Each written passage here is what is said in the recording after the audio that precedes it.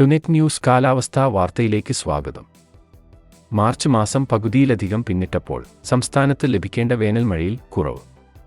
March മാസത്തിൽ സംസ്ഥാനത്ത് സാധാരണ രീതിയിൽ വേനൽമഴ ലഭിക്കുമെന്നായിരുന്നു കേന്ദ്ര കാലാവസ്ഥാ നിരീക്ഷണ വിഭാഗം ഉൾപ്പെടെയുള്ള കാലാവസ്ഥാ ഏജൻസികൾ പ്രവചിച്ചിരുന്നത്.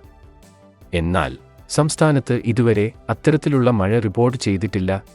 തെക്കൻ ജില്ലകളിൽ ഒറ്റപ്പെട്ട മഴ ലഭിക്കുന്നുണ്ടെങ്കിലും മാർച്ച് 17 വരെ 92% മഴക്കുറവാണ് സംസ്ഥാനത്തുള്ളത്.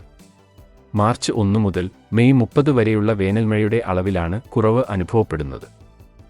മാർച്ച് 1 മുതൽ 17 വരെ സംസ്ഥാനത്ത് 18.1 മില്ലിമീറ്റർ മഴയാണ് ലഭിക്കേണ്ടത്.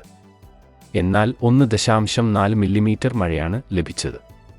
ലക്ഷദ്വീപിൽ 12.5 മില്ലിമീറ്റർ ലഭിക്കേണ്ടിടത്ത് 0 മില്ലിമീറ്ററാണ് ലഭിച്ചിരിക്കുന്നത്.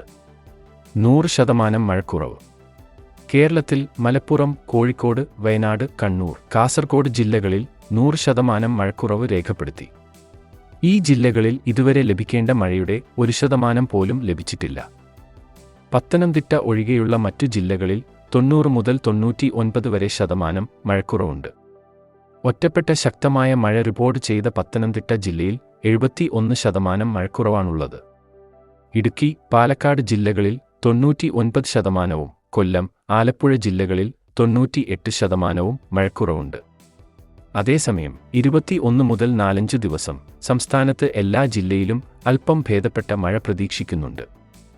കാലാവസ്ഥാ വാർത്തകൾ കൃത്യമായി ലഭിക്കാൻ ചാനൽ സബ്സ്ക്രൈബ് ചെയ്യുക. നന്ദി.